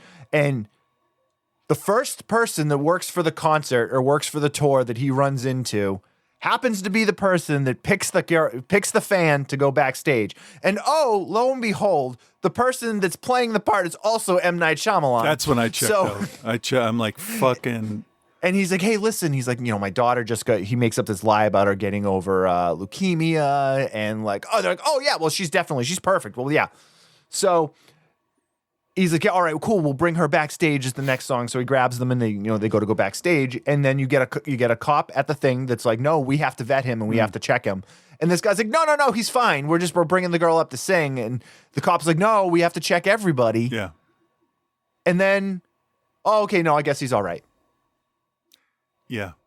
Oh, shit, I wrote myself into a corner. What do I do? Ignore it. Oh, okay, I'll do that. Right. So again, this guy is now shown up multiple places where he's not supposed to be. Yep. And talk to a lot of people in charge. Yeah. Like, And he keeps showing up and he keeps doing these things and nobody seems to question it. So they bring him and her backstage to sing with Lady Raven. And, you know, he's standing there watching and he's looking to see what's going on. And he's like checking all the exits and all of this stuff. She goes out and she sings. And in a part that I really did enjoy how badly she got to do this thing. And then there's this kind of ongoing thread of these snotty girls that she used to be friends with. Yeah. Yeah. And there's this great scene with the mom where the girl just starts screaming at her because she got to be the one that went on stage, which I thought was good because, and also like a very telling tale of a 13-year-old girl. Oh, yeah. It's not nice. So they continue to be like, they're going to give her all this merchandise and all this stuff. And he still is managing to just like squirm his way through things to the point where he goes and he's like, oh, can I talk to Lady Raven for a moment? And nobody seems to question it. Yeah. But yet everybody there is looking for this guy. This was the beginning of the end for my patience of this movie. Oh, I'm already beginning my end. It's like I'm well past that. I think about halfway through, I turned to Ellen and I said, hey, did this start in the middle of Act 2? What's happening here? Because that's what it felt like. There was no character. You're thrown in like, oh, he's a serial killer. The daughter doesn't know. We got to do all the. Where's the fucking build up to what kind of people they are? I have no frame of reference for how he is around other people versus when he's his serial killer self. I don't know who the daughter is. We only got that scene, the kid yelling at the mom, just to show that the daughter is actually a good, innocent person. Right. But you could have done that differently by, I don't know, developing characters in the beginning. Many different ways. So then Josh Hartnett goes into Lady Raven's dressing room by himself. Yeah. And is basically like, hey, I'm the butcher. I have this on my phone. I have a live webcam feed of someone that I've kidnapped that I will kill unless you get me out of here with my daughter. So now Lady Raven, and we're going to get more to Lady Raven momentarily as I'm chomping at the bit. I don't want to give it away yet for people that don't know this. But so he's like, so you're going to take us in your limo out of here. Mm-hmm. And we're going to be fine. And this guy will survive and nobody's going to get hurt. Yeah, but her driver and her are going to the house of the killer. And I'm assuming at some point they have to leave. No. They're not going to the house of the killer. They were just going to drop them off around the corner. Oh, shit. That's right. Okay. Yeah. Because Lady Raven has now made herself the prime investigator / cop / person that's here to take down the butcher. How the fuck did that happen? I could not understand it because here we go. Here's the big reveal. Here's M. Night Shyamalan's big twist in this movie. He cast his fucking daughter as Lady Raven. Yeah. He cast his daughter as Lady Raven to showcase her singing career and her acting chops. Spoiler alert, she's not good at either of them. No, she isn't. She has no stage presence in this. The set for the biggest pop star in the world, the set that they had on stage is like the leftovers that Ghost didn't use. Like, again, never been to a concert, I don't think. No, he hasn't at all, ever. Or even a stage play. I mean, there's 3 monitors and a set of stairs on the stage through the whole fucking concert. And that's it. And it's just, they're talking to each other at a normal volume while the show's going on. And the daughter, Lady Raven. Okay, first of all, there's an actress named Raven, and that's the only person I associate with that name. And really, Lady, you can't come up with something else. Come on, sure. That's so cheap. Okay, so the first song she's singing, or the second, I forget. She brings the entire room down talking about abuse. And then, that's the beginning of your show. Is this how you want to start it?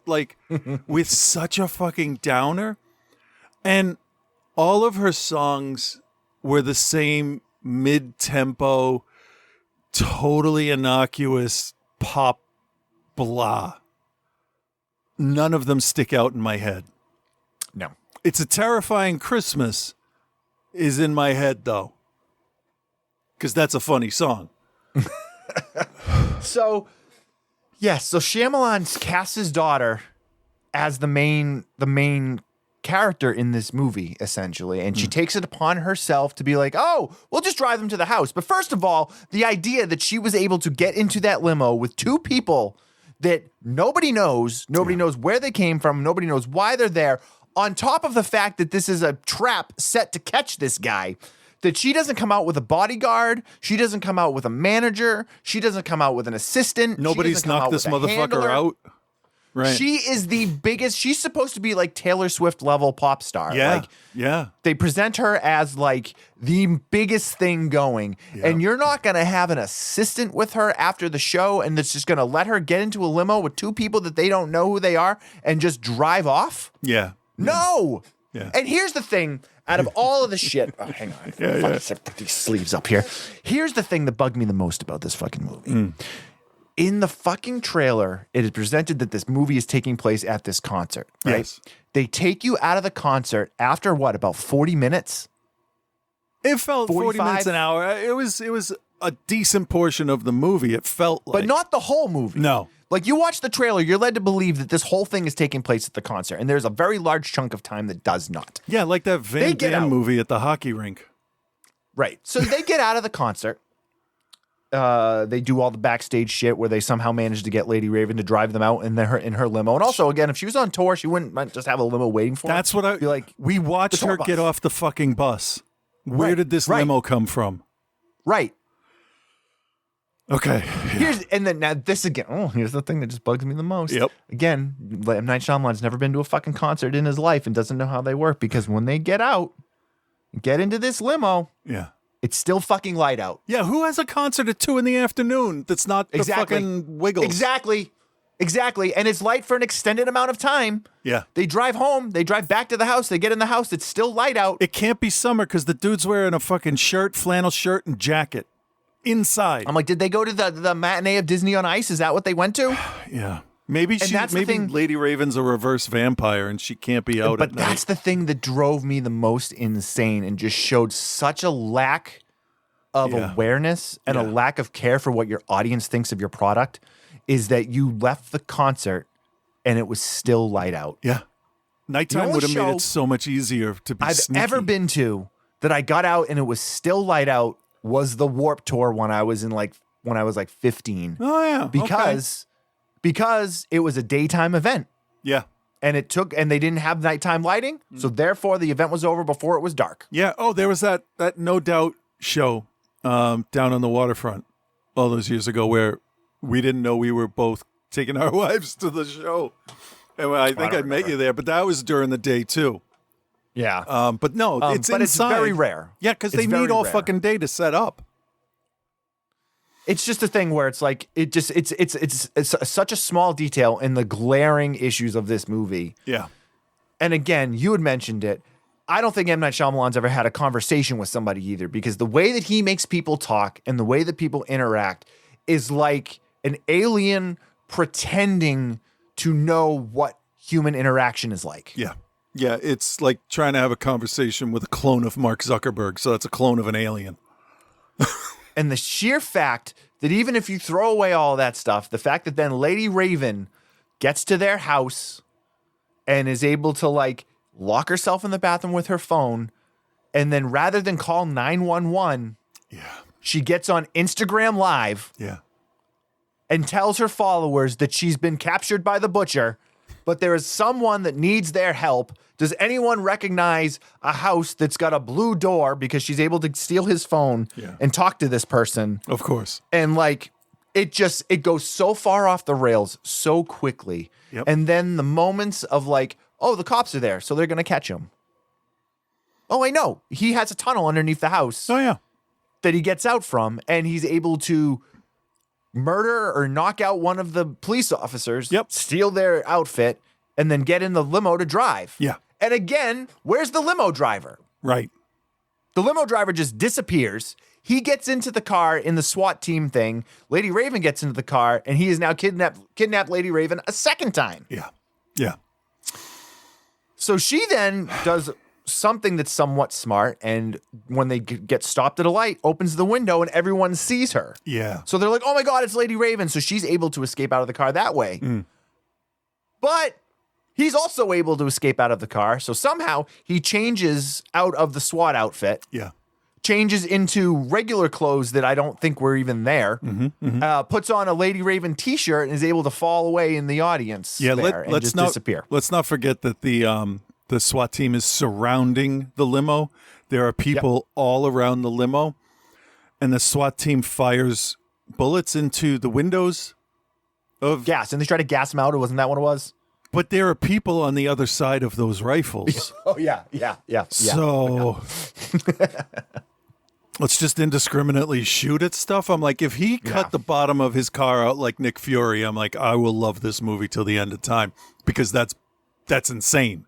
And it just wasn't. He just skipped that part. Right, yeah. He managed to escape. Now, we get back to the house. The kids have gone to stay with somebody else, but the wife has come home. And they talk about how, we're going to put somebody out front or whatever. And he comes back to the fucking house. Yeah, of course. He comes back to the fucking house. Yep. No one sees him get in the house. No. No one, they're not, protecting her. No. He just comes back to the house. Yep. Because that's what murderers do. Right? And now this gets to, which is the final point that we will make about how fucking bad this movie is and how shitty the storytelling is in it. We then learn that the wife, who was played by, I forget her name, but she's Allison been in a bunch Pill. of stuff. Allison Pill. Yep. I love Allison Pill. She's She's been in good. a ton of stuff. She's great. I remember her from Newsroom was where I saw her first. She was really good on Newsroom. that. She was in one of the seasons of American Horror Story too. And she was actually the one shining thing of the season. Yeah. We then learn that at some point she discovered information that made her believe that he could be the butcher.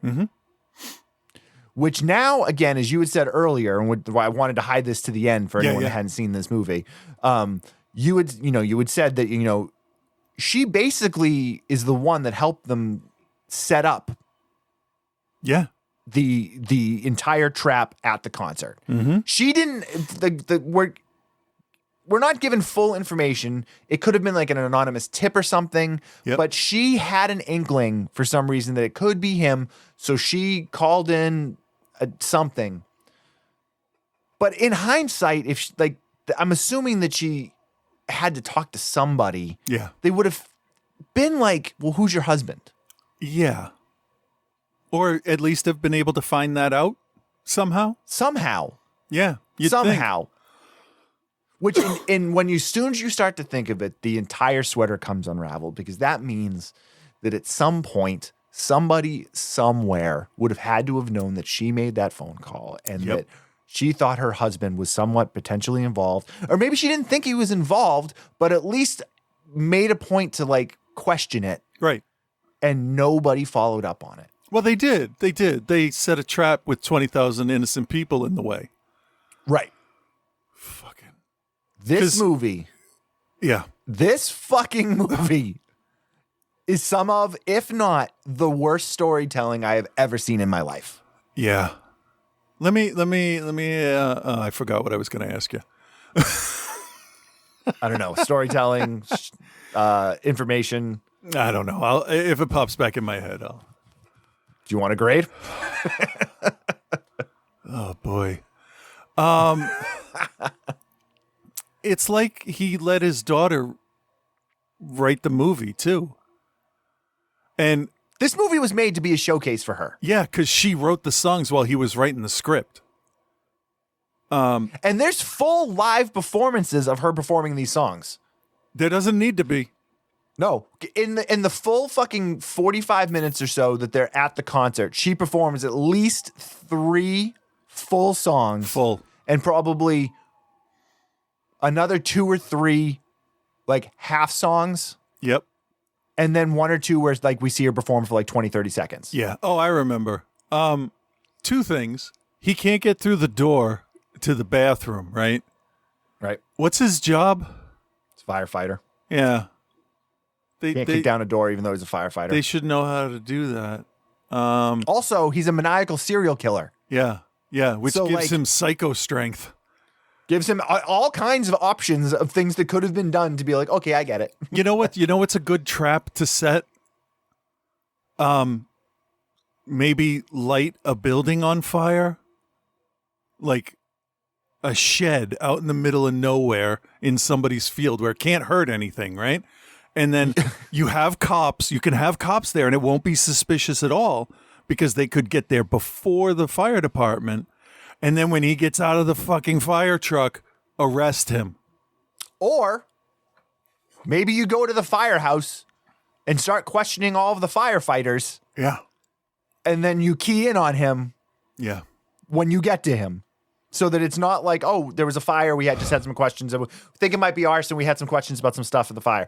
There's so many ways that this could have been done where you didn't put 20,000 innocent people at risk. Yeah. Yeah. I mean, it could have been a movie about a serial killer that killed people in fires. So he's a fireman, serial killer, arsonist. There's so many things it could have been. Oh, that's so backdraft, isn't it? I don't know.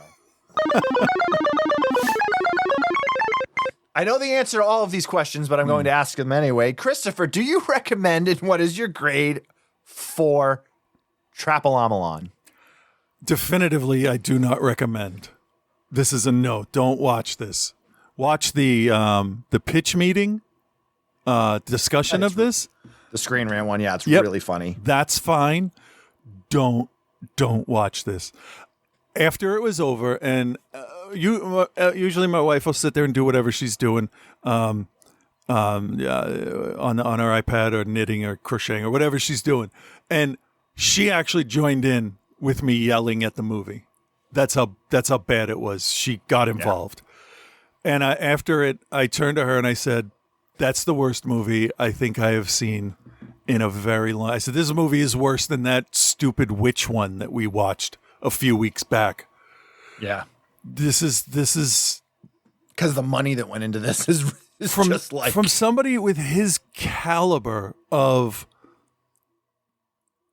I don't know, fame, I guess, hype. I don't know. This is...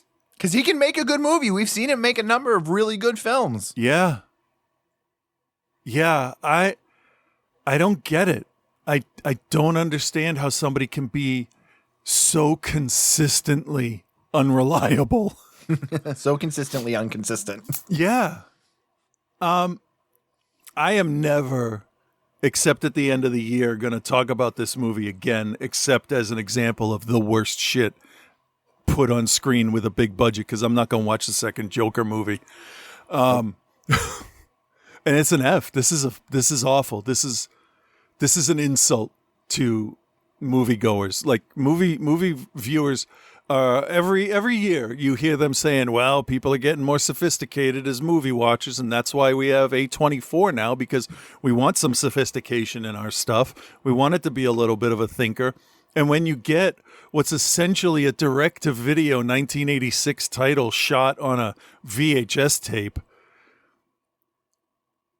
but you throw money at it, I mean, let's be fair. This is what Terrifier 3 should have been. Not the other way around. Isn't he an award-winning director?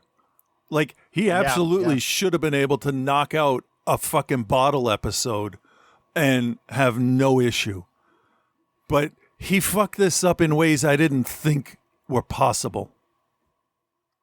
So if I could give this a G or an H or a Q, I would. G for goddamn. Yeah, Q for quit it. Don't watch this. Okay, I'm done. My turn.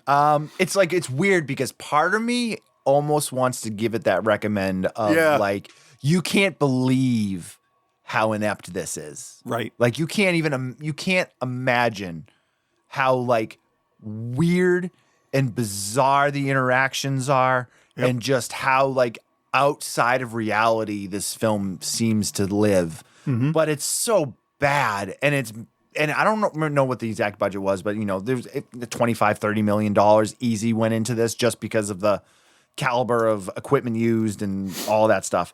But the 30 thing that's million. the most Jesus Christ. The thing that is so frustrating as you watch this and kind of like start to think about it is that he made this movie as a fucking vehicle to show off his daughter. Yeah. That's really what it is, because she's the singing star. She's the biggest pop star in the world. Yeah. And then she also is the one that fucking foils the plot at the end. Yep. Of basically being the one that catches the notorious serial killer. He should have just had someone else direct it. He can write it and put his daughter in it. Fine. Let somebody else. But he couldn't have someone else handle direct it because they would have been like, she should not be in this movie. Oh no. He had to direct it because nobody pay else. somebody to do it, they'll do it. There are people out there that will just do whatever you want for money. I don't know, man. But you know what I mean? That's, I think, the most frustrating thing. And just the, like, again, I'll go, apparently they went to a concert that started at noon. Yep. And there was no opening act. And there was no, like, and it was over before it was dark out. It was over before dinner time. Let's also mention how many people were walking around the hallways during the concert. Oh my God. It's like a mall. I didn't at even. that point. Yeah, you're 100% right. The concert is going on, and every time he gets up and leaves his seat, it's like in between periods of a Bruins game, or a Celtics game, or you go to a sporting event, and it's halftime. Yeah, everyone gets up during halftime, but there's no like, she's gonna take a 10-minute break. Right. There's none of that. There's no what the hell's the word I want to use? Intermission. There's no intermission. Yeah. None of that. This movie's fucking so. Oh no, there is one point where they're like, they got to set up for the next song, and it's like, no, that doesn't happen either. No. I've watched videos and like it's done like a play. It's continuous. Nothing stops. I have been in my life to thousands, and not even thousands and thousands of concerts. Yeah. Yeah. And this is supposed to be like one of the biggest pop stars. I will tell you, I went to see Charlie XCX like a couple months ago. Okay. One of the biggest pop stars on the planet. Mm-hmm. And she did something even more interesting where she did a joint show with somebody else where they would like each play a couple songs and switch back and forth. I like You know how much downtime there was in between songs? I'm going to guess as long as it takes them to walk off stage. Pretty much. Yeah. Because that's how you fucking do it. There was a couple times. You can't let the vibe drop down. There was a couple times where there was like an extended like musical part where like you could tell they were resetting things. Oh, okay. But there was no like downtime or like it's maddening to watch this. If you've ever been to a concert, like it's maddening because it's just not what it is. Yeah, it's not how American concerts work. I don't know about other countries. No, nor any concert. No, it just doesn't. So I cannot recommend it. It gets that maybe slight curiosity watch. Like if you listen to our review and you found what we were saying funny. Or like unbelievably like there's no can't way possibly that happened. I would like Scott to watch this. Yeah. And get his thoughts on it. I'd love to hear other musicians that have played shows, not necessarily that big, but just any show, and you would have an idea how it works. Attended a concert. Anyone that's attended a concert. Have you heard the word concert? Have you ever heard a song? I can't recommend it other than that bizarre curiosity caveat. And I'm also going to fail it because it is the weakest, most hole-filled storytelling I've seen in a very, very long time. Yeah. And like the whole Shyamalan family is now involved because his wife directed what was the movie she directed earlier this year? Oh, was that his wife? I thought it was his daughter. I can't keep. I don't know anything about the family. I'm pretty sure it was his wife directed the one with what's her name? The blonde. What are we doing? The Watchers? Is that what we're talking about? Watchers. Yeah. I'm pretty sure his wife directed that. All right, and he, I think, produced it. And it's like his whole thing was like based on twists, and now he's too lazy to even do the twists. Well, because everybody's expecting it now. It's a good twist. You don't see it coming. Yeah, I don't think the majority of people didn't see it coming in the beginning. Now it's yeah. I don't think Shyamalan is his wife because she was born in 1999. So it's his daughter. Are we sure? Ishana Shyamalan, director of the movie we were just talking, was born on November 19th, 1999 in Philadelphia. Doesn't say that she's the daughter of M. Night Shyamalan? Well, nah, I didn't click through. Let me see. Click through. Come on, man. All right, I'm getting on it. It's somebody in his family. I know that because I'm pretty sure he was the executive producer. Yes, Suleika Shyamalan sibling. Sibling. So, yep. Sister, okay. Yep, so Okay. it's his daughter. So I'm fine for giving them a behind the camera shot because why not? But if you look like an emaciated Bratz girl and you have boring songs, nobody's going to give a shit. Nope. So there you have it. That is Trap. Man, we're going long. All right. Joe's back. Okay. I think he's finishing off Psycho. Let's see. All right. You got this, Joe. You got it, Joe. Pretty sure you remember how to do this whole thing. You're on, dude. You got it. Well, hello, Bill. Hello, Chris. And hello, OTC Nation. Your boy Joe here. And, this week, Bill, yada yada, something clever. Bill made me watch Psycho 4, The Beginning. I will spare you my notably bad Steven Tyler impression, but I'm back in the saddle again. Oh, yeah. Let's dust off Bill Made Me Watch and catch up with Norman Bates, huh? Okay. I should have taken a cue from Bill and Chris and put a few of these things in the bank. Because when I first started watching the Psycho franchise, like 2-ish months ago, Psycho 4 was available to stream. And now I have to do that thing I do from time to time where I watch a film on a website that is as sus as putting RFK Jr. in charge of the FDA. I don't know what's I make fun of that, but don't think I'm not prepping my passport and watching Mad Max for tips and tricks. Yeah. In searching the internet for Psycho 4, I was reminded of Psychos in Love from 1987 and Psycho Beach Party from 2000. Also good. Which represent opposite ends of the gamble that we take when we rent straight-to-video films that we've never even heard of. So true. Yeah. One is great, one is shit. I'll let you be the decider on which is what. Then American Psycho and Psycho Goreman, which is a movie I keep telling myself that I will get to one day, but it's been almost 5 years, so I think at this point I might be kidding myself. I laughed Then more there's at that than I Psycho expected. Cop, Psycho Cop Returns. I enjoy the hell out of both of those films. There's Killjoy's Psycho Circus, Killjoy! which is one of the 37 Killjoy films that What are the Charles chances Band of that coming up farted twice out in one over the show? past 20-ish years. And way too many more because I already broke the rule of threes. But regardless, there is something about that word that seemingly will get people to watch just about anything. Let's see if Psycho 4 is just about anything. I don't remember much past the format of like flashbacks as Norman calls into a talk radio like Shrink or, talk radio person because that old itch to unalive someone has returned. Let it be noted that I will always, look at me, hey, look at me. Huh? I will always want to see CCH Pounder in a movie. Okay, yeah. She's the owner of the coolest name since Negasonic Teenage Warhead, and I will always want to watch her. That's fair. She made everything she was in better. I'm sorry. No, she's still alive. Okay. She's not acting. She made everything she was in better. She'd be just rolling by over in her being- grave if she was in it.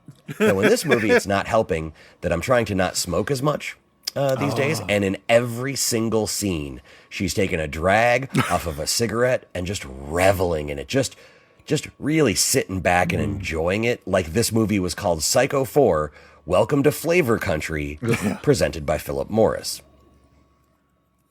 Okay, I'm back from my smoke break now.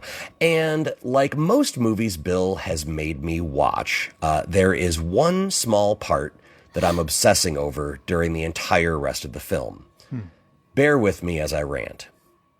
The first flashback we see is Norman's first non-maternal kill.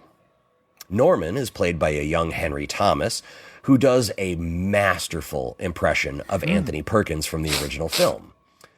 While his mom's only partially desiccated corpse makes a set of sheets unusable in the future, Norman is managing the hotel when a bubbly young girl rolls up to the hotel with the sole intention of making him a few ounces lighter the fun way. This bubbly, fun, like doe-eyed floozy, who honestly seems like nothing but a good time, rolls up to your work like she's working for Hordash, tells you she finds you fascinating, and with no expectations for you or effort on your part, says she would like to raise your heart rate, and you return that energy to her with a kitchen knife to her very nice chestal area? I'm sorry, but any sympathy I have ever felt for this troubled character has now been evaporated like an ignored bird bath. When that girl rolls up to your work and says, hey, do you want to get scrumpy? You say yes. She does have one strike against her, though. While I give them credit for period accuracy, this is supposed to be like in the early to mid-50s. She's wearing granny panties that I swear I could use to tarp off my 6-foot by 18-foot chicken run. Like, I'm not saying she deserved to die for that. I'm just saying that Po Buddy's nerfed. Yeah. Nice. A quick bit of praise before I dunk on one more problem I had with this movie that I think is actually on par with the OG for like best film in the franchise. Interesting. The back and forth over the phone that Anthony Perkins has with CCH Pounder is proof that well-written dialogue performed by world-class actors can completely disintegrate the need for any sort of action. They both put on a masterclass here. And it is a shame that this movie kind of gets pushed off to the side and slash or lumped in with parts 2 and 3. I might have been a bit kind to those movies in my review. Yeah, you didn't but it'd hate be them. like that sometimes. I can't blow a gasket at everything. I'm not that guy anymore. I'm way more chill. One thing that I did find a little incredulous here, I'm going right back to something that's going to make me go bonkers. One thing I did find a little incredulous here is that Norman is calling the radio show because he's planning on killing his wife, who stopped taking the pill and is now pregnant. And he needs to kill her to ensure, in his words, that no more monsters are brought into the world. Okay. And that part, that's not the part that made me snort in derision. That part actually made me feel feelings because, I mean, it's being acted by Anthony Perkins and he's so wonderful, but he's so desperate to end the Bates line and he doesn't want to do this, but he feels like he has to. And it's just the way when he finally is ready to admit that to the radio host, it's heartbreaking.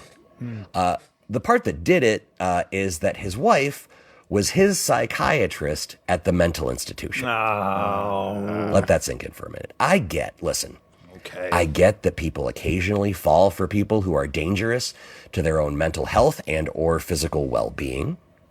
I get that the more time you spend with someone, the closer you are to them. But here's my problem. They cut to her multiple times and she still has a fucking job in that hospital. Oh, man. She would not only have lost her license to practice medicine, but also would have been subject to one of the most entertaining and longest ethics committee meetings of all time. Yeah. Like, show me that movie. This lady's trying to defend her choice to marry a guy who's only slightly saner and slightly safer than Ted Bundy, while board members just stare at her like a dog stares at a ceiling fan. Like, I see what's happening, but I don't fucking get it. You need to tell me this, lady. Well, now you're going to get the thing. The Good. What a cast of great actors. Olivia Hussey, Henry Thomas, CCH Pounder, Anthony Perkins, all the bit players. Even when the script is not stellar, and in the first third of this movie, the script is not stellar, they deliver performances better than this movie probably deserved. The Bad. It's going to be kind of a bit of the good. The bad, I touched on it earlier, is that 2 and 3 are fine, but not great. And this gets lumped in with those. And honestly, I found Psycho 4 to be better acted, shot, paced, and in all ways presented far and away better than either of the sequels. Psycho 4 gets an A-. If you haven't seen it or it's been a while, revisit it. Trust me, highly recommend. There's only one more to go, and I feel like next week will not be as positive. Yeah. It might be funnier, but I'm going to be meaner.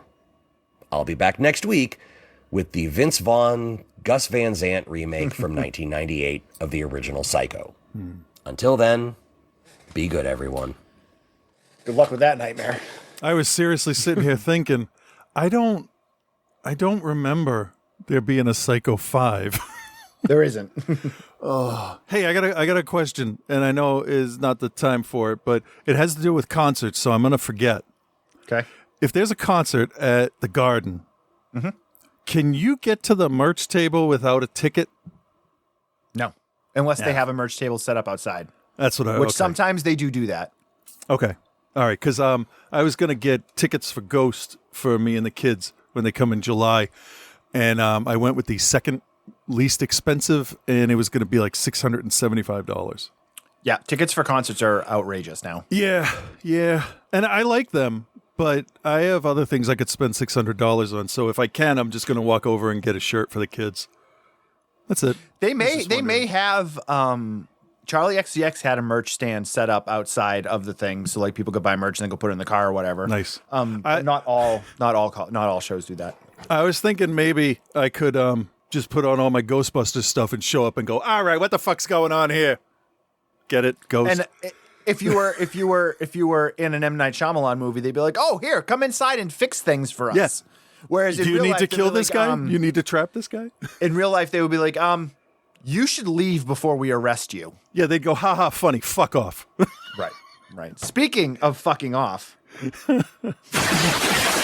because I'm healthy. Yeah. I had a surgery back on October 9th to fix my ileostomy that was brought on by my dick. By my dick. Big DICK energy up in this piece. What? Yeah. Holy shit. Yeah. With Reverend Scott.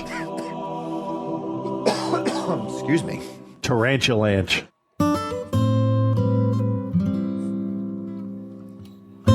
Hey there, Bill and Chris. This is Reverend Scott. Where's his junk? Be patient, Chris. We'll get to that. But first, just the correction from last week. I called the main heroine Sierra when it's actually Sienna in Terrifier 3. I see how that might have sounded like a mistake to your untrained ears, but it was merely commentary on how tough she is, like a GMC Sierra 1500 pickup truck. Feel free to apologize to me when you feel ready. No, I think she's more resilient like a Sienna by Toyota. Specifically about the substance today, and then we're going to talk about Terrifier 3 next week. Obviously, my Terrifier 3 review heavily influenced your decision to cover that film after hearing me talk about it. Obviously. So this week, I figured I should not only judge your review of the substance, but give my personal take on it as well, because that's what you need. Because I, too, saw the substance. And you're probably not quite settled in on your opinion of it because I haven't told you what your opinion of it should be yet. That's fair. All right, the substance. But unlike Terrifier 3, I was not able to catch this one in the theater alongside a devoted fan in face paint. It came and went quicker than you guys on prom night. But as soon as I knew it was available at home, I was like, anyway, let's go to this other gross movie. And right off the bat, I was with Elizabeth. I was Team Sparkle. I thought her workout show was great the way it was. She had the it factor. Of course, a man who can't even eat seafood correctly can't see what a bad idea it is to dump Elizabeth solely due to her turning 50. The extreme close-ups of aging, wrinkly Dennis Quaid making everything he says all that much more ironic and disgusting. I appreciate that in your review you called attention to how they named him Harvey. I hope so. I also appreciated how the film took things that might seem too convenient or contrived in other films and made them feel stylistic and natural. Like you mentioned, that sign, that billboard being right outside the window of her apartment, which doesn't make a lot of sense, but it works perfectly for the film. Yep. Or like the workers tearing down Elizabeth's face from the billboard right as she drives by, causing her to get into a wreck. And she just happens to go to the doctor's office where someone with a contact to get the substance is working. But then I started thinking about the guy with the large birthmark.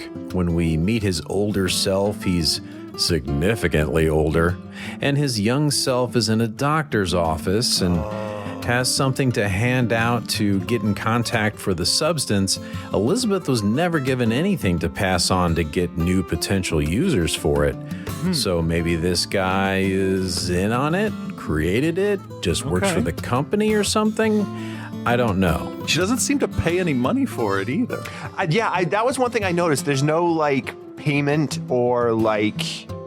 Yeah. She doesn't like, they're not like, what's your credit card information? It's all very much like we don't want to know really who you are. Maybe this is a secret scientific study. Maybe they want to do human trials but can't get approved for it. But I agree with your review when you said that it's better not knowing. I like that part of everything being very obscure. I like how you go to this shady part of town under a security gate that's broken and only opens halfway, and there's a bunch of trash, and you're walking down dark hallways, and then suddenly you're in this perfectly sterile-looking, brightly lit room with the lockers for your injections and food bags. More evidence to possible human drug trials than secret? Question mark. But then you suggested it doesn't seem like she put much thought into it. And it may not seem like it in quote-unquote movie time, but the build-up for Elizabeth realizing that her world is crumbling around her is enough to justify her bad decision, at least for me. I'd be willing to bet she's been seeing the signs that Harvey wanted to move on long before this. You know, he didn't just suddenly get this idea in his head today on her 50th birthday. But who knows? I didn't have an issue with it, nor did I mind how the substance process happened to her. I didn't know how it was going to happen, and I'd seen the poster with like the cut with the stitches up her back, but I didn't know it was going to be that visceral. I love that it was simultaneously nonsensical how a fully grown woman could be birthed from her back, or how simply crudely stitching her up would allow it to heal quickly and nicely without getting infected. But at the same time, I had absolutely no problem at all with it. That's just the world this movie exists in. Which is why I also like the whole concept of the other self that's connected to you. When Sue was first, quote unquote, created, she had the memories of the things that Elizabeth had done. But from that point on, they don't share any conscience. They're two different people that are connected as being one entity, though. Which begs the question, what does Elizabeth really get out of this?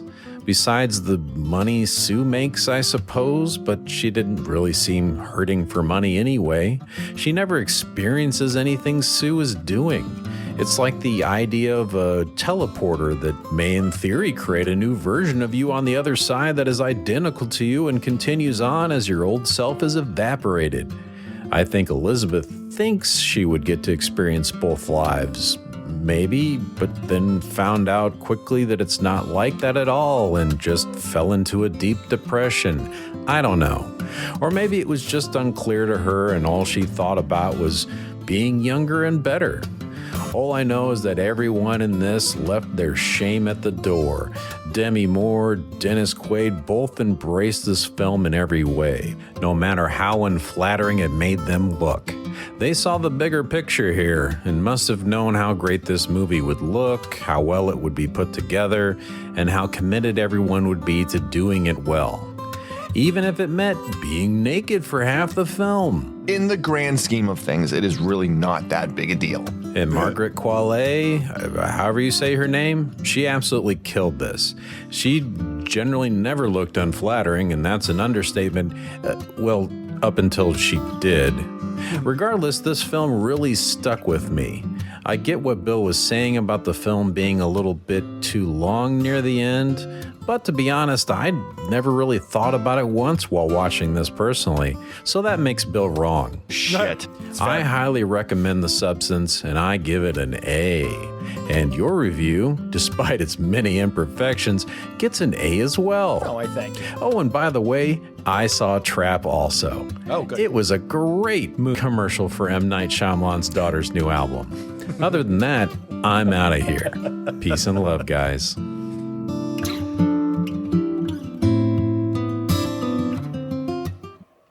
Holy shit with Reverend Scott. Just close your eyes and let me enter your ears. It feels as big as you want it to be. Well, there you have it. As big as you want to be. I had one thing that I wanted to say during that. I have to pee so bad. The gate that she has to go through, she has to crouch down to go through the gate to get to the substance. And The saying is, and they shall be made to crawl on their bellies to enter the kingdom of darkness. Huh? Yeah. Okay. So she literally entered hell to get that stuff. Thanks for sharing. You're welcome. All right, guys. Thank you very much for joining us this week. I don't know what we're doing next week because I'm not sure which day we're recording as of yet. But you'll get the show like normal next week. We just won't record on the normal day. So follow us on Instagram at OTCBill, at Cthulhu. We have a Facebook group. Just go into groups and search Outside the Cinema and you'll find it. You can follow us on Twitch.